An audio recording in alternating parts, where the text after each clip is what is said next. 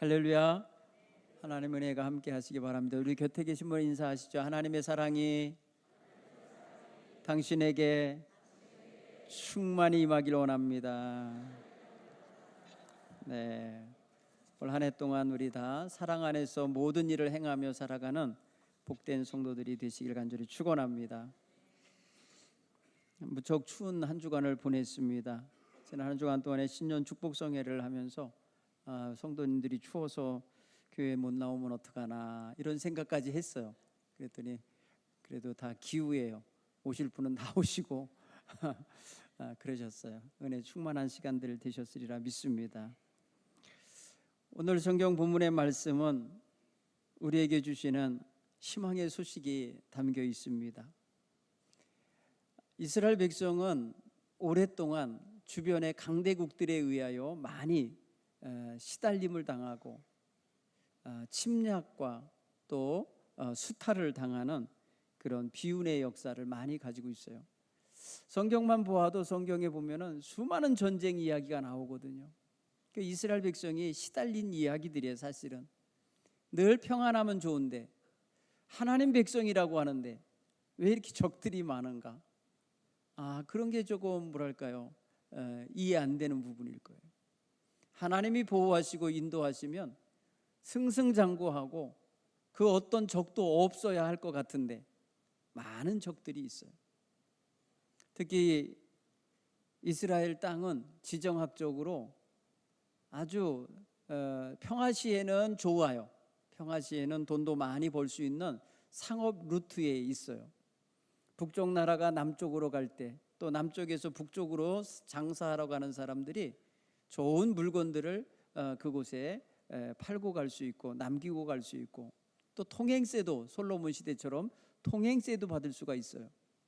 그러면 부유한 나라가 될 수 있는 여건이기도 해요. 그런데 이스라엘이 약할 때는 이 나라가 짓밟히는 통로가 되는 거예요. 남쪽 애굽이 북진하여 올라갈 때 짓밟고 가고 북쪽에 아람 족속 또 저 동쪽에 있는 바벨론 족속이 남하할 때 짓밟고 내려가는 자리가 돼요. 그렇게 보면은 지정학적으로 불리한 자리이기도 해요. 그래서 많은 사람들이 우리나라랑 비교를 많이 합니다. 이스라엘 땅이 우리나라의 지정학적으로 일본 왜구가 북진할 때 짓밟고 가려 하고 중국의 청나라나 원나라가 남하할 때 짓밟고 가는 나라 바로 우리나라였어요. 우리나라도 수없는 전쟁이 있었어요. 내란과 외란을 합쳐서 960번이나 있었다고 그래요. 역사 이래 이렇게 많은 전쟁을 겪은 백성이 이스라엘 백성과 우리나라 백성들이에요. 그런데 우리가 가만히 보면 22세기 지금 거의 22세기를 바라보는 21세기를 살고 있는 지금도 우리의 삶의 현실은 녹록지 않아요. 이제 1월 20일 날 취임하겠다고 하는 그 트럼프 때문에 전 세계가 얼어붙었어요. 우리나라 지금 초긴장입니다.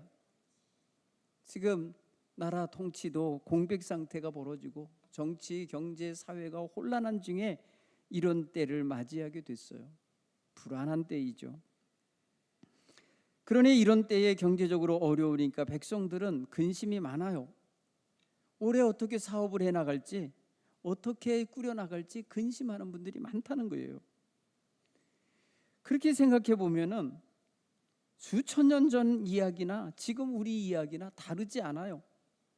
힘들어요. 괴로워요. 그리고 절망스러워요. 오늘 이 성경에 절망하고 있는 이스라엘 백성들의 현실을 보십시오. 이들은 이스라엘 백성 민족으로서 구원받았던 역사가 성경 출애굽기 14장에 나오는데 바로 홍해 사건입니다. 홍해에서 저들이 이스라엘 민족으로서 하나님께 전격적으로 구원받은 사건 이야기가 기록되어 있어요. 오늘 성경에서도 16절과 17절이 그것을 언급해요. 여호와 하나님께서 말하노라 바다 가운데 길을 냈다. 큰 물 가운데 지름길을 냈다. 그리고 그 길로 병거와 말과 군대 용사를 끌어들여 그곳에서 일시에 엎드려지게 하고 일어나지 못하게 했었다. 이게 뭐예요? 애굽 군대가 출애굽하여 나오던 이스라엘 백성을 쫓아왔을 때 홍해의 물을 가르시고 이스라엘 백성을 건너게 하신 후에 그 뒤를 따라오는 이 군대를 이렇게 수장시켰던 이야기가 바로 출애굽기 14장 이야기죠. 이 이야기를 통해서 이스라엘 백성은 아주 극적인 구원의 역사를 경험한 민족으로서 과거지사 생각해 보면 이런 멋진 역사가 없었던 거예요. 그런데 그 이후에 그들은 광야 40년을 살고 그리고 가나안 땅에 진입하여 살면서 하나님이 주신 율법대로 말씀대로 살지 못하고 수많은 범죄를 저지릅니다. 악한 길을 걷게 됩니다. 우상 숭배에 물들게 되고 사회에 불의가 판을 치는 나라가 되고 말아요. 그로 인하여 하나님은 북쪽 이스라엘 10지파를 아수르라고 하는 나라에 의하여 멸망당하게 하고 그들을 전 세계의 전체 지역에 흩어놓으셔서 존재 자체를 찾아볼 수 없도록 흩어놓으셔서 소멸시켜 버리셨어요. 이방 민족화 시켜버렸어요. 그리고 남쪽에 남아 있었던 유다 왕국과 베냐민 지파 정도는 조금 한 150여 년 더 데리고 사셨다가 그들 역시 바벨론에 의하여 짓밟힘을 당하게 하고 바벨론으로 통째로 끌려가서 포로 생활, 노예 생활을 하게 됩니다. 그 70년 동안 저들은 바벨론 전 지역에 흩어지게 돼 있어요. 어느 한 곳에 모아놓고 살게 한 것이 아니라 이 지역 저 지역으로 흩어놓아 힘을 쓸 수 없는 그런 말 그대로 해체된 백성이 되고 말아요. 그러니 그들은 고향 땅 예루살렘을 생각해 보면 다시 돌아가고 싶은 땅인데 다시 돌아갈 힘이 없어요. 돌아갈 여력이 없어요. 돌아갈 수 있는 권한이 없어요. 남의 집에 종으로 와 있는 입장이요, 포로로 끌려온 입장에서 자기들 스스로 못 가요. 이게 지척같이 가까운 데도 아니에요. 아주 몇 달 동안을 걸어가야 될 만큼 먼 길이에요. 그 사이에는 커다란 광야가 가로막고 있어요. 그래서 그들은 그들 힘을 가지고 민족 전체가 다시 옛 땅으로 돌아올 수가 없어요. 상상도 할 수가 없어요. 그러니 저들의 삶의 현실은 절망이에요. 절망적인 현실이에요. 그래서 에스겔 37장 1절로 12절 말씀 속에는 그 환상, 에스겔 골짜기에 마른 뼈다귀들만 모여있는 그 상황을 바로 이스라엘의 상황으로, 그 포로로 끌려온 백성들의 현실로 말하고 있어요. 얼마나 절망하고 있으면 살 수 없는, 이미 다 죽어버린 뼈다귀들로 백골이 되어 있는 모습으로 표현을 했겠어요. 그런 백성에게 오늘 하나님께서 희망의 소식을 전하는 거예요. 여러분, 다 죽은, 말 그대로 완전히 탈진해버리고 재만 남아있는 것 속에서 불이 다시 피어나기를 기다리기가 이게 불가능하죠. 재만 남은 데서 무슨 불이 나요. 오늘 하나님이 주시는 소식은 그들에게서 나오는 불씨가 아니라 하나님께로부터 임하는 새로운 희망의 불씨라는 것을 알 수가 있어요. 하나님께서는 저들에게 나는 너희의 거룩한 이요 이스라엘의 창조자요 너희의 왕이다. 내가 이같이 말하노라. 바다 가운데 길을 내고 큰 물 가운데 기름길을 냈다. 그런 하나님이다. 너희를 잡으러 온 병거 애굽 군대 그 말들 그 용사들을 내가 일시에 엎드러지게 한 여호와다. 내가 말한다. 너희는 이전 일을 기억하지 말며 옛날 일을 생각하지 말아라. 보라, 내가 새 일을 행하리니 이제 나타날 것이다. 지금 이제 하나님이 새 일을 행하시겠다고 하시면서 그 절망하고 있는 백성들에게 희망의 소식을 선포하시는 것입니다. 저들 스스로는 힘을 내어서 일어난다 하여도 그 포로로 잡혀가 있는 땅에서 나올 수 없고 포로로 지금 지배당하고 살고 있는 집에서 벗어날 수 없는 그들인데 하나님이 그들을 위해서 어떤 새 일을 행하실 건가 기대하게 되는 것이죠. 오늘 우리 성경 표현에서는 이전 일은 이제 끝나고 다 사라졌으니 이제 그거 기억하지 마라. 내가 새 일을 이룰 거니 그 새 일을 기대하라고 말씀하시는 거예요. 여러분, 오늘 하나님이 주시는 이 새 희망의 약속이 무엇인가 한번 보십시오. 첫째는 저들을 구원하시겠다는 거예요. 구원하시겠다는 구속자로서 하나님께서 구원의 약속을 지금 그 백성에게 하고 계신 거예요. 포로 상태로 70년째 살아가고 있는 그들에게 저들을 다시금 세원해서 고토로 돌아가게 하고 그들에게 희망 가득한 민족으로 살게 하겠다고 하는 커다란 프로젝트가 그 안에 담겨 있는 거예요. 그것을 하나님은 새 일을 행하실 거라는 표현으로 쓰셨어요. 새 일이라고. 하나님은 새 일을 이루실 수 있는 능력자이십니다. 창조자이시며 구속자이시며 그들의 왕이시기에 그렇게 하실 수 있으십니다. 그래서야 하나님은 지금 새로운 역사를 시작하겠다고 저들에게 희망과 기대감을 불어넣어 주고 계십니다. 하나님께서 새로 하시겠다는 일을 좀 은유적으로 비유적으로 표현한 게 단어가 있다면 광야에 길을 내고 사막에 강을 내리라 하신 거예요. 여러분, 광야에 길을 내고 사막에 강을 낸다고 하면 더 이상 광야는 광야도 아니요 사막은 사막이 아니게 하실 거예요. 사실은 사람의 힘으로는 불가능한 환경 변화입니다. 조건 변화입니다. 이거는 오직 창조자이신 하나님께서 새롭게 놀라운 일을 행하실 때만이 나타날 수 있는 하나님 권한 속에 있는 일인 거예요. 그래서 이스라엘 백성이 지금 전해지고 있는 이 희망의 소식은 오직 전능하신 하나님의 능력을 통해서만이 이루어질 수 있는 일인 거예요.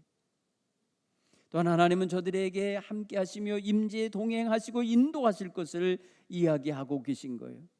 그들로 하여금 그 광야의 길을 걸어가게 하시고 그 사막에 내놓은 강물을 마시며 가게 하시겠다고 하는 저들의 땅까지 돌아가는 길이 열릴 것이요 그동안 그까지 가는 동안에 목마르지 않게 할 것이라는 말씀이 담겨 있어요. 따라서 이것은 하나님의 주권과 통치가 이루어질 날이 이제 저들에게 다가옴을 말해주는 거예요. 또 나아가서 저들이 그러한 길을 걷게 되고 그러한 강을 얻고 길을 걸을 때에 들짐승조차도 하나님을 존경하고 찬양하게 될 거라는 거예요. 곧 온 세상이 하나님께 영광 돌릴 일이 벌어질 거라는 거예요. 그로 인하여 백성들은 하나님을 찬송하게 될 거예요. 왜? 그들이 지어진 목적이 하나님을 찬송하도록 지어졌기 때문에 그 본분을 감당하도록 하실 거라는 거예요. 곧 뭐예요? 지금 절망하고 있는 바벨론 생활을 벗어내고 이제 새 희망이 넘치는 하나님 백성다운 길을 걷고 그 백성의 본분을 감당할 날이 올 거라는 희망의 메시지예요. 사랑하는 성도 여러분, 그런데 현실은 이스라엘 백성이 놓여 있는 현실은 절망적인 현실이에요. 불안한 현실이에요. 두려운 현실이에요. 어떻게 할 수 없는 무기력한 현실이에요. 바로 지금 우리의 현실과 다르지 않아요. 굉장히 우리는 지금 이 시대의 상황을 보면 우리 한 개개인의 힘으로는 도저히 뭘 어떻게 해낼 수 있을지 아무것도 손에 잡히는 게 없고 보이는 게 없는 그런 현실 아닙니까? 우리가 희망찬 새 일을 시작했다고 하지만 정말 희망이 가득한 현실이냐는 거예요. 우리가 달력은 새 달력을 걸어놨지만 우리의 삶은 지금 새로운 현실로 전개되고 있냐는 거예요. 너무너무 힘겨운 현실 속에 있다는 거죠. 사랑하는 성도 여러분, 그런 면에서 오늘 하나님이 주시는 이 새로운 계획과 약속에 대한 희망의 소식이 우리에게 새롭게 들려지려면 우리를 누르고 있는 과거의 일, 지난 날들의 일, 옛날 일들을 버려야 되겠다. 첫째는 여러분, 과거의 실패와 실수에 대한, 그리고 그거에 대한 후회와 연민 같은 생각을 떨쳐내고 살기 바랍니다. 사람은 실패와 실수를 하지 않고 살 수는 없어요. 완벽할 수 없기 때문에 실수합니다. 그로 인하여 두려움과 죄책감과 열등감과 패배감이 마음을 장악해버리면 우리는 앞으로 전진하려고 하는데 너무나 커다랗고 무거운 족쇄가 우리의 발을 붙잡고 있는 것 같은 현실을 맞게 되는 거예요. 그러므로 우리의 과거의 죄악과 허물은 우리 주 예수님의 십자가의 은총으로 용서받았음을 확신하시고 그 어떠한 죄책감에 시달리지 않기를 간절히 축원합니다. 실패는 변가지상사라고 표현했어요. 한 번 실수는 변가지상사. 우리가 실수하지 않고 살 수 없지만 그걸 가지고 우리의 삶을 좌절로 만들어가거나 나는 이제 끝났어, 나는 아무것도 못해, 이렇게 절망적인 생각을 하는 건 옳지 않은 것입니다. 여러분, 베드로라고 하는 예수님의 제자는 예수님 면전에서 3번이나 모르는 사람이라고 예수님을 부인했던 사람 아닙니까? 그는 실패자죠. 엄청난 한 주님에 대한 허물을 가진 자죠. 그런 그가 회개하고 통곡한 후에 주님의 부활 공동체를 떠나지 아니하고 주님과 함께하는 백성들을 지도하며 권면하는 초대교회의 위대한 지도자로 거듭나서 귀히 사용받았습니다. 과거의 실패와 실수에 얽매였다면 그렇게 할 수 없었을 거예요.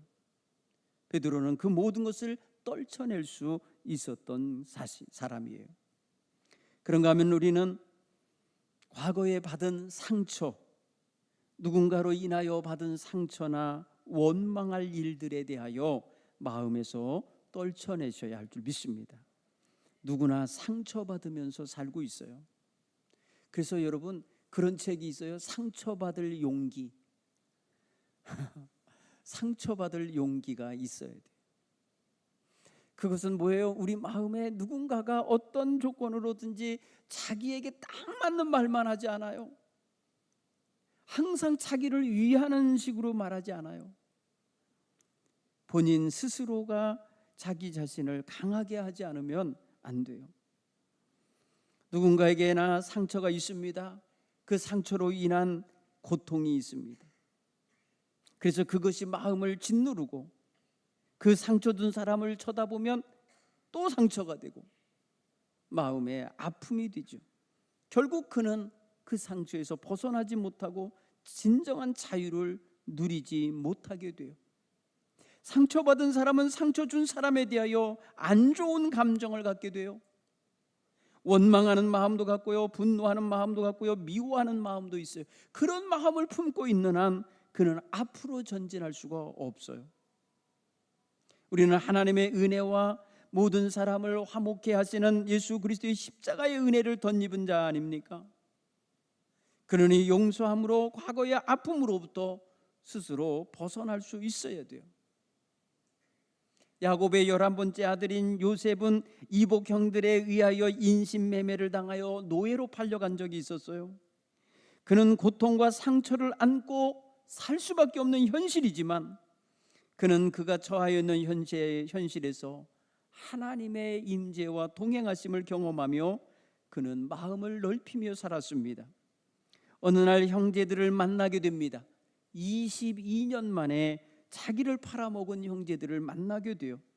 만났을 때에 그 형제들에 대하여 분노를 표출하거나 미움의 감정을 터치지 않고 그 형제들을 용서하고 이 모든 게 하나님의 섭리 안에서 이루어진 걸 깨닫고 그들을 품는 사람이 됩니다. 과거의 상처와 원망과 누군가를 미워해야 될 상황을 그대로 간직하지 않고 다 극복하고 살았던 사람인 거예요. 하나님은 우리에게 예전 일, 이전 일을 기억하지 말라 이렇게 말씀하시잖아요. 그 가운데는 또 한 가지 있습니다. 자기의 자랑과 영광, 잘난 면을 마음에 붙잡고 있는 태도가 있어요. 그래서 내가 옛날에 어쨌네 해서 요새 라떼라는 말을 쓴다는데, 그 라떼 의식을 버리셔야 돼요. 자기 영광과 자기 자랑과 이전의 성취와 성공에 얽매여 머물러 있으면 현실 안주형 교만한 태도를 가지고 현실은 마구 변해가는데 과거의 틀에 얽매여 있게 되기 때문에 새로운 도전과 전진을 할 수가 없는 거예요. 우리는 날마다 일신 우일신, 매일매일 변하고 또 변해가야 합니다. 새로워지고 또 새로워져야 한다는 뜻입니다. 하나님 우리의 삶에서 날마다 새 일을 행하시는 분이신데 과거의 틀에 얽매여 있으면 어떻게 새롭게 시작하시는 하나님의 일을 받아들이겠냐는 거예요. 생각해 보세요. 여러분, 사도 바울 같은 경우에 과거에 율법적으로 아주 의로운 무리 가운데 들어 있었어요. 그의 업적과 그의 집안 배경과 학력과 그의 권력과 로마 시민권과 그가 소유한 모든 권리들이 얼마나 대단했습니까? 다 자랑거리지요. 그런데 그는 다 배설물로 여기고 오히려 핍박당하고 무시당하고 멸시당하는 그리스도인들과 함께 살아가기를 결단했습니다.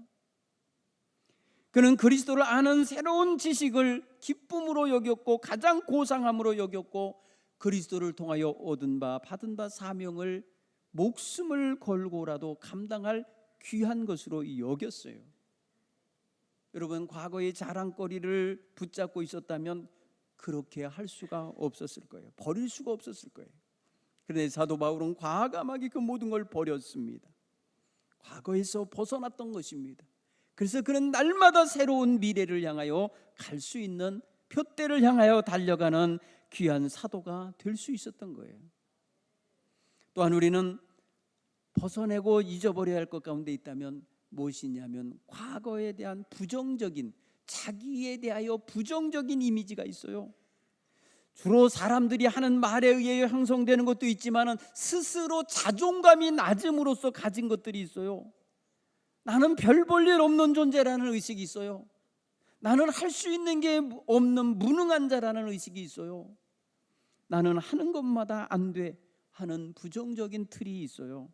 이런 이미지를 벗어야 돼요. 여러분, 모세가 80세에 하나님께 불림받을 때에 그의 이미지, 자기 자신에 대한 이미지가 이런 거예요. 나는 못해요. 나는 말을 잘 못해요. 나 아닌 딴 사람 좀 보내보세요. 딴 사람을 찾아보세요. 하나님 앞에 불림받던 그날 그는요 굉장히 부정적인 자기 이미지에서 벗어나지 못하고 있었어요. 그는 자기가 하나님 앞에 쓸만한 도구가 못 된다는 의식을 갖고 있었다고요. 그런데 하나님이 자꾸 그렇게 부정적으로 나가는 모세를 향하여 크게 진노하십니다. 화를 내십니다. 그리고 그 부족함을 채워줄 수 있는 그의 형 아론을 붙여주십니다. 그러면서 그를 이스라엘의 지도자로 세우셔서 40년간 충성스러운 일꾼이 되게 하십니다. 사랑하는 성도 여러분, 자기 자신에 대한 부정적인 판단, 생각 버리시기 바랍니다. 한번 따라서 해볼까요? 나는 존귀한 자다. 왜냐하면 하나님 때문에 그래요. 하나님이 나의 아버지시고 나를 택하여 주시고 나를 구원하여 주셨기 때문에 나는 존귀한 자가 돼 있는 거예요. 절대로 어두운 이미지를 갖지 않기 바랍니다. 여러분, 또한 과거에 대한 죄와 죄책감, 양심의 가책과 자기를 자꾸 힘들게 만드는, 위축하게 만드는 것들에서 벗어나시기 바라요. 여러분, 생각 속에 누가 알까 봐 부끄러워서 움츠려들게 만드는 그런 죄책감들, 과거의 죄책감에 사로잡히면 하나님의 용서를 온전히 믿지 못하고 있는 태도인 것입니다.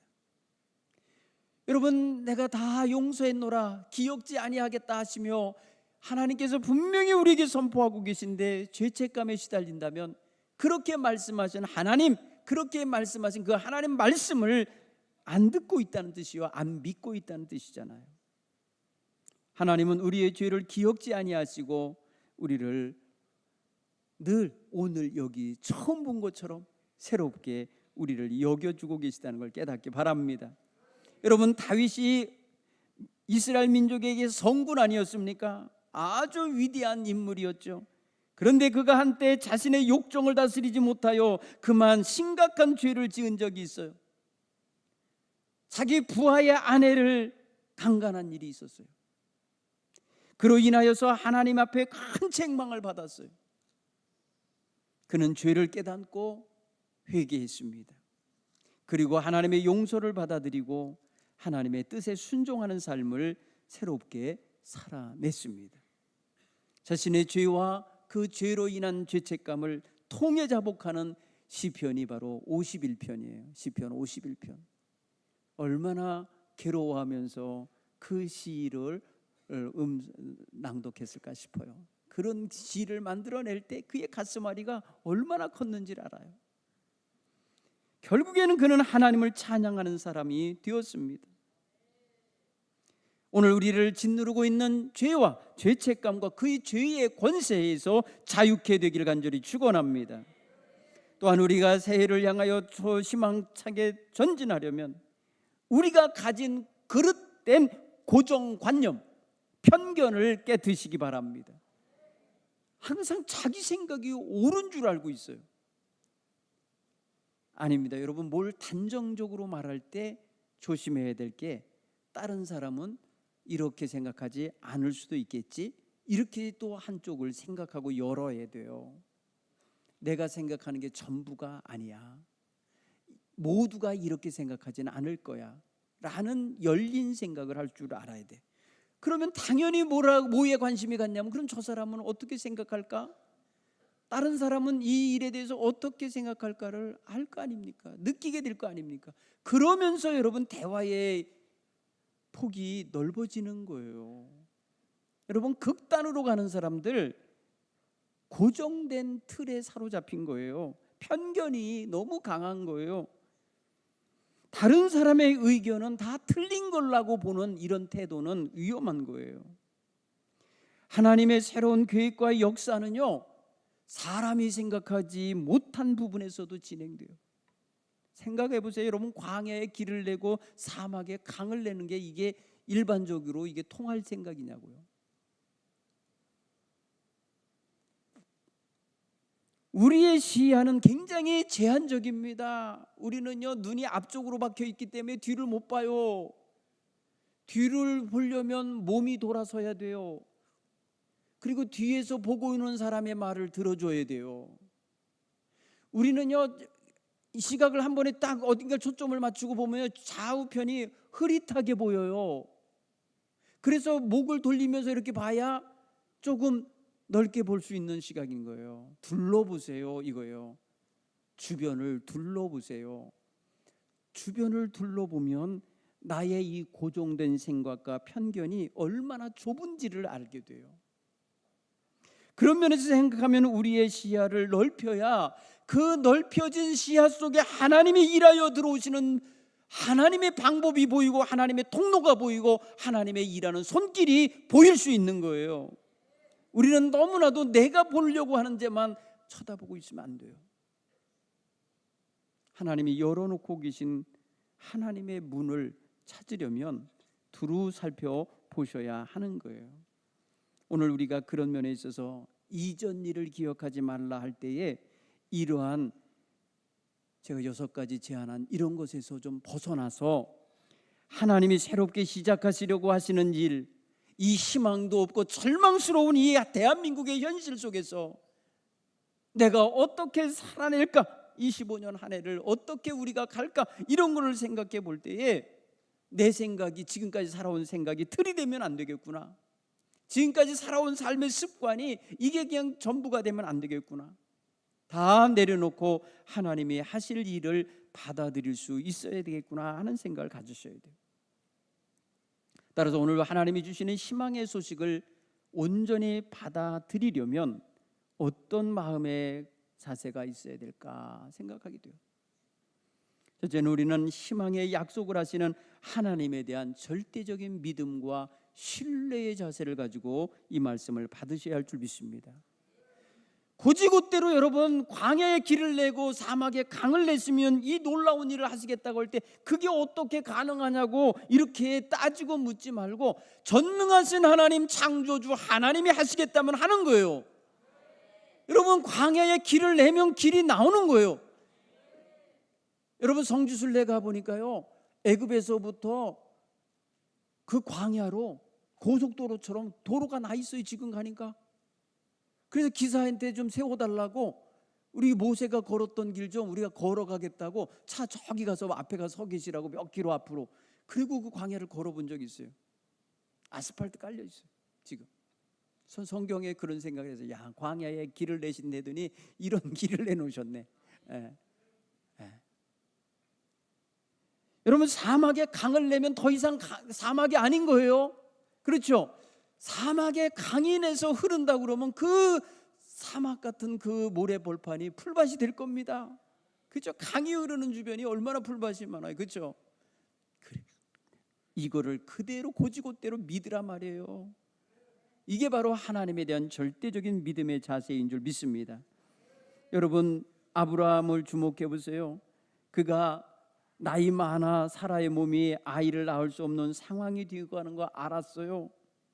로마서 4장 18절로 21절에 보면 사도 바울은 아브라함을 굉장히 멋지게 표현했어요. 그가 100세가 되어 자기 몸이 죽은 것 같고 사라의 태가 죽은 것 같음을 알고도 믿음이 약하여지지 아니하고 믿음이 없어 하나님의 약속을 의심하지 않고 믿음으로 견고해져서 하나님께 영광 돌리며 약속하신 그것을 또한 능히 이루실 줄 확신하였다. 이렇게 표현했어요. 여러분 남자가 100살이 됐어요. 부인이 90살이에요. 죽은 것과 똑같은 몸이라는 거예요. 그 말은 뭐예요? 생명을 잉태하기에는 불가능한 몸이 현실이 되어 있더라는 거예요. 네. 그런데도 놀랍게 그 안에서 하나님의 일이 이루어질 것을 믿었다는 거예요. 믿음이 약하여지지 않았다는 거예요. 이게 아브라함이 우리에게 보여주는 절대적인 믿음의 자세입니다. 두 번째로 우리는 믿음을 가졌으면 준비하고 기다릴 줄 알아야 돼요. 믿습니까? 믿었으면 그대로 이루어질 걸 기대하면서 준비하며 그날이 오기를 기다려야죠. 여러분 이스라엘 백성들 이 이사야의 예언을 듣고 그들 마음속에 절망하고 있다가 어떻게 우리가 해방이 돼? 어떻게 우리가 바벨론에서 떠나서 고토로 돌아갈 수가 있을까? 상상도 안 될 일이었지만 그들에게 실제로 이루어졌잖아요. 여러분 이 예언을 통하여 저들이 마음의 믿음을 가지고 준비하고 기다렸을 것입니다.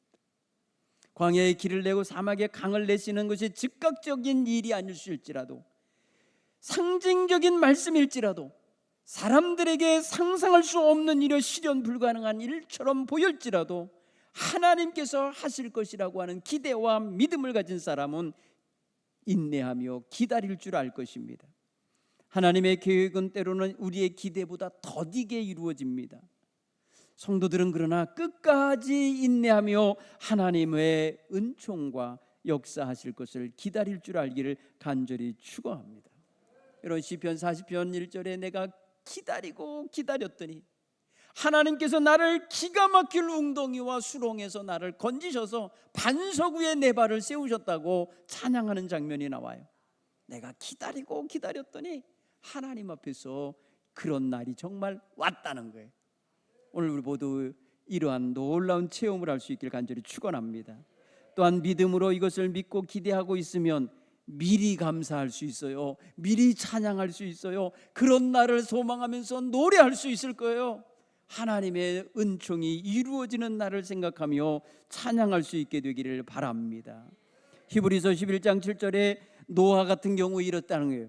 믿음으로 노아는 아직 보이지 않는 일에 경고하심을 받아 경외함으로 방주를 준비하여 그 집을 구원하였으니 이로 말미암아 세상을 정죄하고 믿음을 따르는 의의 상속자가 되었느니라.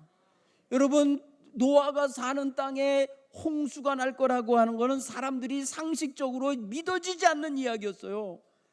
비가 그렇게 와서 여기가 다 물에 잠기는 날이 올 거라고 하는 건 믿지도 않아. 그동안 역사에 있지도 않았고 그런 날은 오지 않을 거라고 모두가 다 생각하고 있을 그때에 노아는 믿음으로 보이지 않는 일에 대한 경고하심을 받아들였다는 거예요.